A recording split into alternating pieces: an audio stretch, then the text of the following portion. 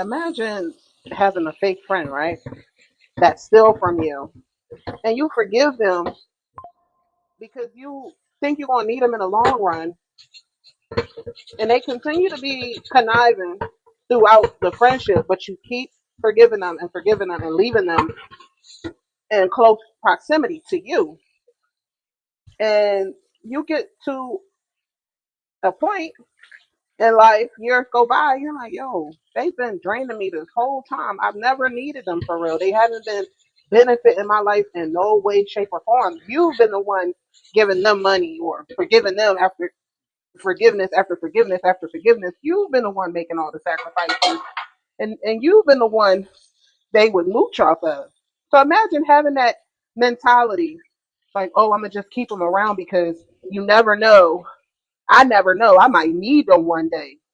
That's the mentality of a lot of these, and I hate to say it like, like how I'm about to say it, but that's a mentality of a lot of different cultures, and especially the African culture. I've seen it firsthand, and it's sickening because they really think that they're gonna need these Judases in their lives.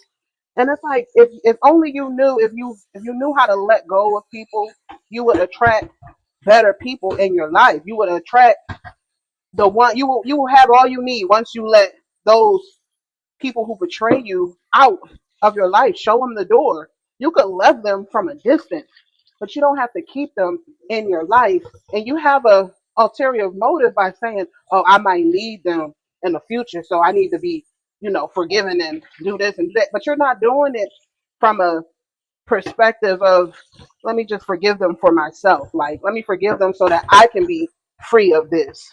You're forgiving them because you think you're going to need them for something in the future. But what happens when the future comes and you never needed them? You just went through all these years having this person around you draining you and betraying you for no reason, because God will never make you need these type of people where you're being abused emotionally, sometimes physically, financially. He will never let you need those people. That's why he say, don't put your trust in man, put your trust in him.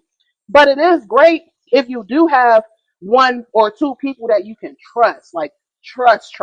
Because he does say in the word as well, you could trust me that you can't see me, but you can't trust nobody that you could see. Pretty much saying like you need to have at least somebody on earth that you could trust, you know?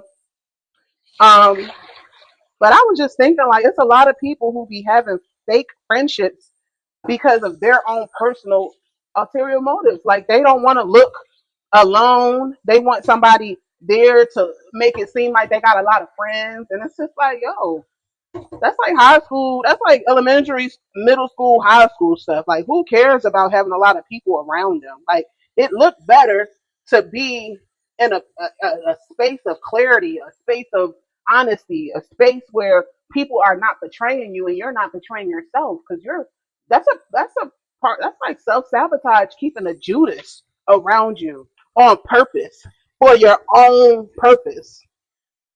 But that's all I got to say about that. Don't be having nobody around you because you think you're going to need them in the future. How about you need God? How about you have God around you and ask God to remove those people who are using you out of your lives? I'll be real. Recording this episode was a struggle. I stumbled over my words and had to pause because the message, it was personal. If that spoke to you, grab Sis You Need a Do Over on Amazon. I go deeper into everything we just talked about. Now go ahead and chime in. Sis, your do over starts now.